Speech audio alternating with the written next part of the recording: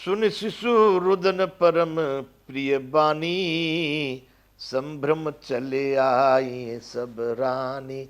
अब बंधु रानी कितनी थी? बंधु ऐसा ग्रंथों में वर्णन मिलता है, महाराज दशरथ के भी महल में 350 रानियां थी।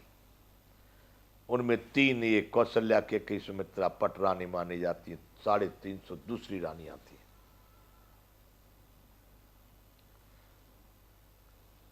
मैं इन चीज़ों को प्रमाणित नहीं करता, पर कहीं लिखा कहीं सुना है उनको, और इन बातों बहुत मेरे मतलब की जो बात है मैं उसको वर्तमान में क्या होना चाहिए मैं उस चीज़ को ज़्यादा महत्व देता हूँ।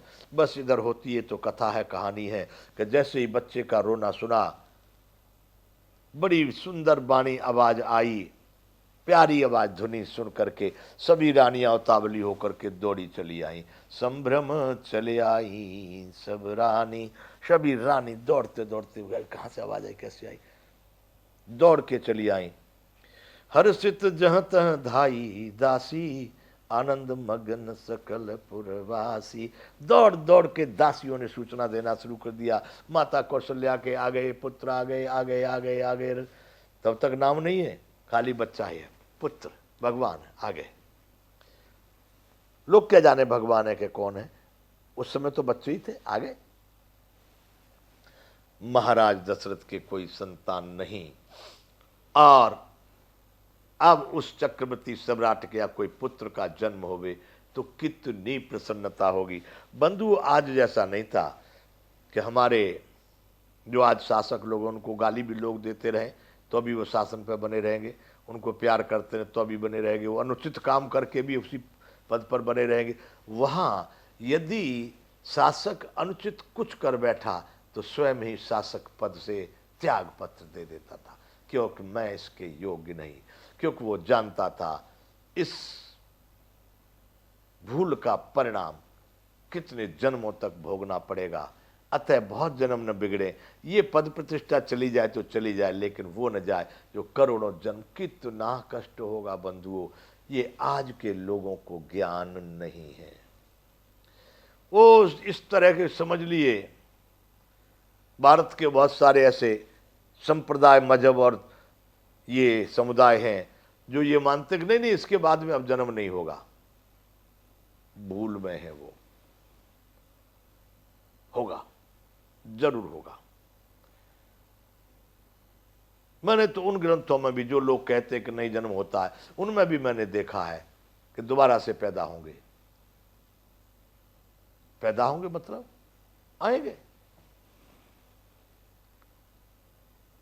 तो बंधुओं, उस समय पर शासक ऐसे होते थे कि जो प्रजा के लिए शासक बनते थे कि मैं इनके हित को करूंगा, अपने लिए एक बार राज भोगूंगा, मलाई खाऊंगा, मिष्ठान खाऊंगा, बड़े बड़े ऐसो आराम करूंगा, इसलिए शासक नहीं हो सकता।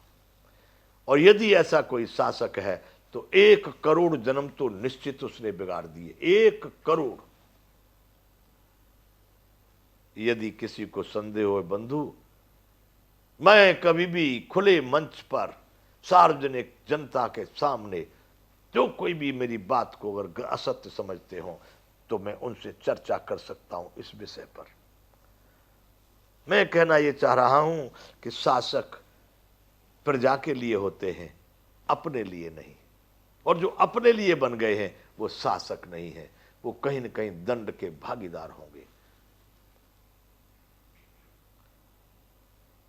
मैं कहना यह चाह रहा था, हर्षित जहाँ तहाँ दाई दासी, आनंद मगन सकल पुरवासी।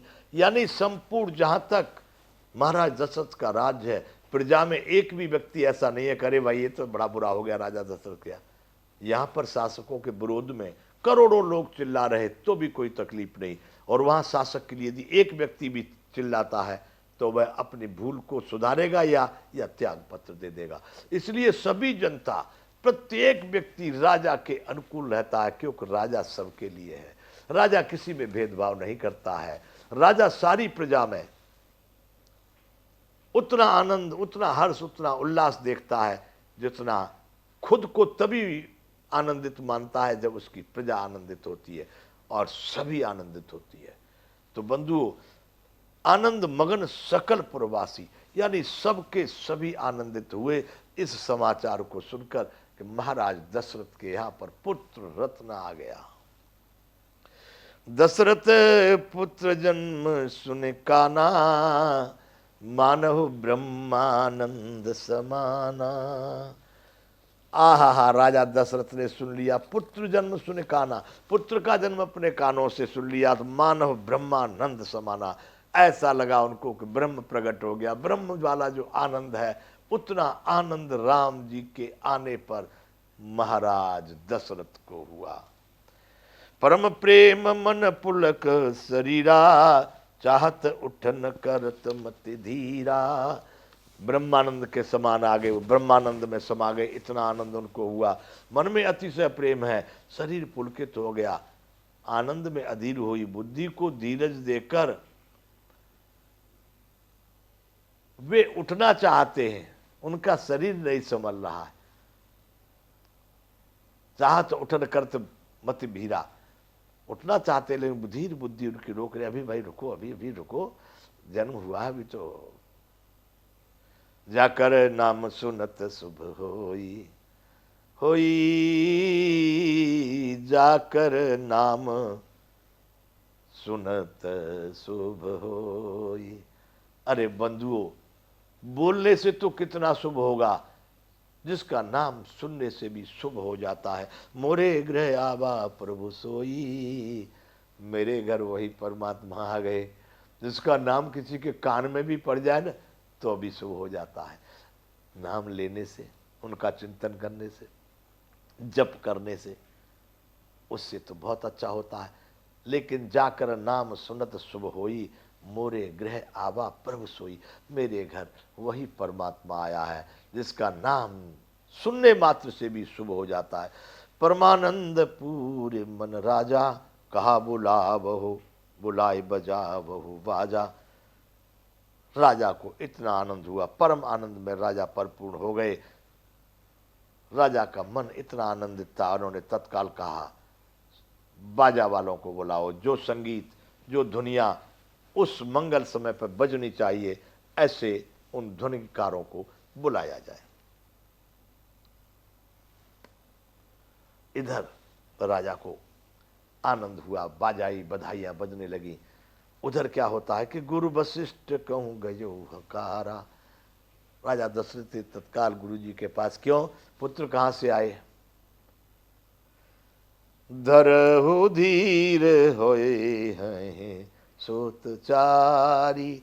गुरुदेव का आशीर्वाद हुआ है, राजा धीरज धारण करो, 4 पुत्र होंगे। कितने होंगे? 4 पुत्र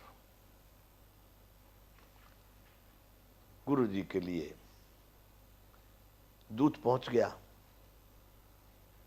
गुरुदेव, परम आनंद की बात है, पुत्र रत्न आ गया, महाराज ने आपको समाचार दिया है। अरे आए द्विजन सहित नृप द्वारा। सुनते ही वशिष्ठ जी बड़े प्रसन्न हुए और अपने जो संत महात्मा ब्राह्मण थे उनको साथ लेकर के कहाँ आ गए? राजा के दरवाजे पर। वशिष्ठ जी स्वयं चल के आ गए। अनुपम बालक देखिन जाई, रूप राशि गुण कही न सिराई। अनुपम बालक को देखा जो रूप की राशि और जिसके गुण कहने से समाप्त नहीं होते। कितना भी कह दो ये भाई सृष्टि के सबसे ऊंचे हैं, सृष्टि में इनके बराबर कोई नहीं है, सृष्टि को कितने बार रचना कर, कुछ भी कह लो, उससे भी परे, मतलब कहने से उनकी व्याख्या नहीं की जा सकती। ऐसे अनुपम बालक को देख करके, रूप की राशि को देख करके वशिष्ठ जी बड़े प्रसन्न हो गए।